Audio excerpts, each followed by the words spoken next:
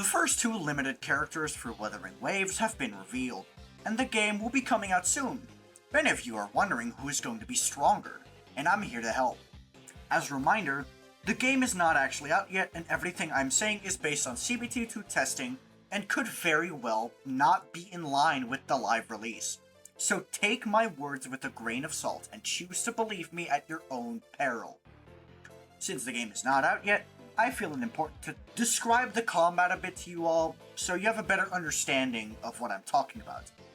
Wuthering Waves is going to feature you controlling a party of 3 characters, each with their own skills and ultimate, much like Genshin. Where the game starts to differ is with intro skills, outro skills, forte circuits, and the concerto meter. A full-on combat guide will be later when I get to play the game more, but what is important right now is that the overall goal of a character is to charge up their concerto meter to use intro skills and outro skills, as these have strong buffs or a high damage output. This means every character is going to have a considerable amount of field time trying to charge this meter up, and thus every character is obligated to have at least okay damage output. This is also going to have a large impact on team structure. From what I can gather, you will want to play a main DPS who is on field for an extended period amount of time, like Kalcharo. Next up, you'll want a damage character with less uptime, but also having supportive aspects, much like Yinlin or Sanhua. And then your last slot is dedicated to a healer. This is where one of the first distinctions between Jiyan and Yinlin lie. Jiyan is the first of these, and then Yinlin is the second. Jiyan's entire kit focuses around casting his ultimate to do heavy attack damage, and when I mean his entire kit, I do mean it. His skill is just a simple dash, which will get buffed during his ultimate, and his ultimate enhances his normal attacks. Reminds me of a certain edgy wind character in a different gacha game.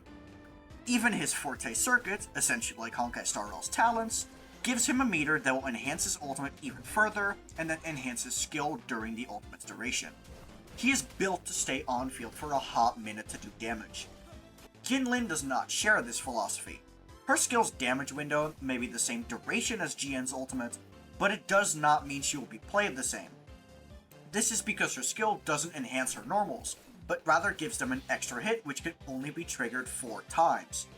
If you thought this was fixed by her ultimate or forte circuit, you're wrong. Her ultimate's just a big hit of damage, nothing special there. Her forte circuit also encourages the short field time playstyle. She will apply a mark during her field time, which she can enhance with the special heavy attack once she has enough judgment points gained from performing any other action in her kit. This means that she'll start off with her skill, do 4 attacks, then do her special heavy attack. If she has her ult, she'll use that as well.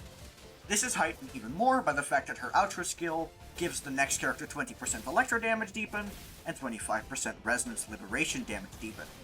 All of that just means that Jiyan and Yinlin do not play the same. So what does it actually mean? Like, what is the benefit or deficit for both of them because of their kit structure? Simple. To put it in Genshin terms, it would be the DPR versus DPS debate. Everyone always looks at DPS to judge characters, while DPR is equally important in practice. With high enough DPR, you will be able to one-rotate bosses, but if you don't have as much DPR, you'll be stuck with a boss that has like 20% HP left, and you don't want to waste your ultimates. So to keep it simple, if given the same time frame, Yinlin will outdamage Jiyan.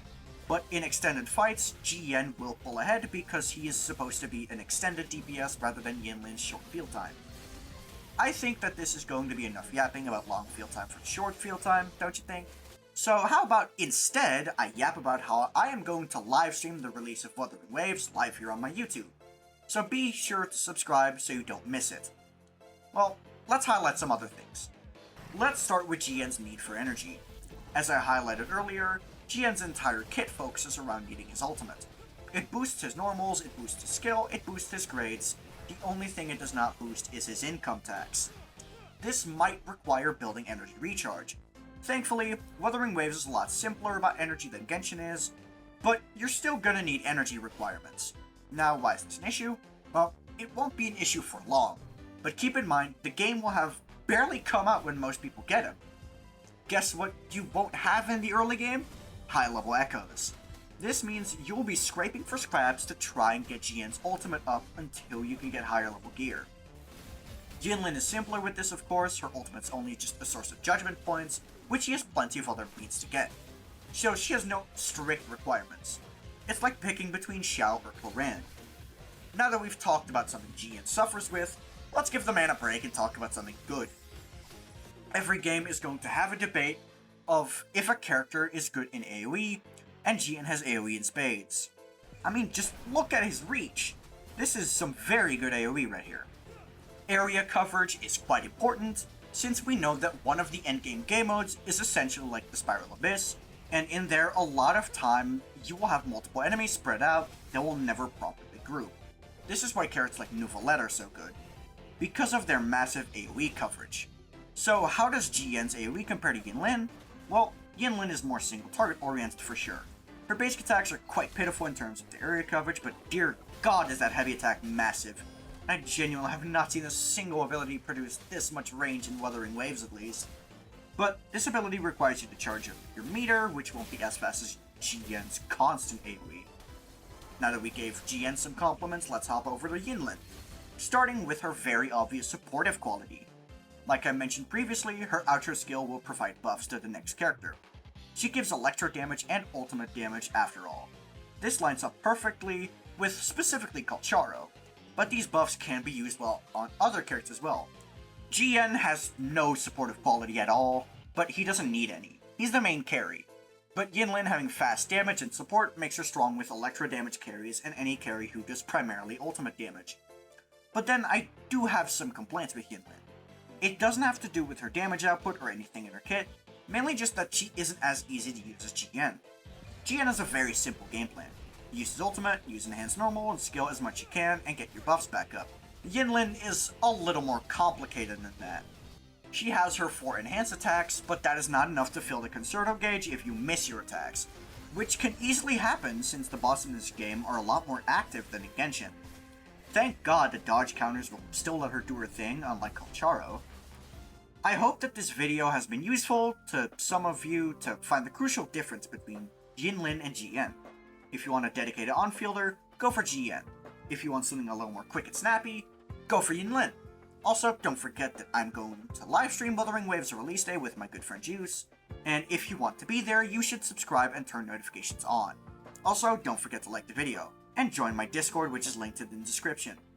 That will be all from me. Peace.